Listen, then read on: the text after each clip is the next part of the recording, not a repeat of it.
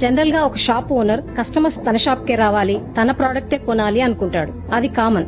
కానీ మీ షాప్ కే రావాలని కస్టమర్ ఎందుకు అనుకోవాలి? మీ దగ్గర ధర తక్కువ, లేక క్వాలిటీ ఎక్కువ, పోనీ గ్యారంటీ ఎక్కువ, ఏదో ఒక స్పెషాలిటీ ఉండాలి కదా.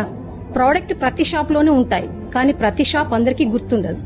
మీ షాప్ కస్టమర్ కి ఎప్పటికీ గుర్తుండిపోయేలాంటి సర్వీస్ ఇవ్వాలి. కస్టమర్ మీ షాప్ లోకి అడుగుపెట్టిన ఫస్ట్ 10 సెకండ్స్ మీ ఎనర్జీ, మీ ఎక్స్ప్రెషన్, మీ కళ్ళని చూస్తాడు. ప్రోడక్ట్ అమ్మటానికంటే ముందు వాళ్ళకొక పాజిటివ్ అనుభూతి ఇవ్వాలి. మీ యాటిట్యూడ్, టాక్ స్టైల్ అండ్ మీ ఎనర్జీ చూసాక కొంటే మీ దగ్గరే కొనాలి అనుకోవాలి. మీ మాటల్లో ట్రస్ట్ ఉంటే మార్కెట్లో మీ కాంపిటీషనే ఉండదు. ట్రస్ట్ అనేది మీ ప్రోడక్ట్ వల్ల కాదు, మీ ప్రెజెన్స్ వల్లే వస్తుంది. ప్రోడక్ట్ అమ్మే వరకు మీరు జస్ట్ సేల్స్ మ్యాన్, తర్వాత మీరు ఒక బ్రాండ్. వాళ్ళే మీ గురించి పబ్లిసిటీ చేస్తారు అండ్ రిపీటెడ్ గా వస్తారు. రిపీట్ కస్టమర్ కంటే స్ట్రాంగ్ మార్కెటింగ్ ఏదీ ఉండదు.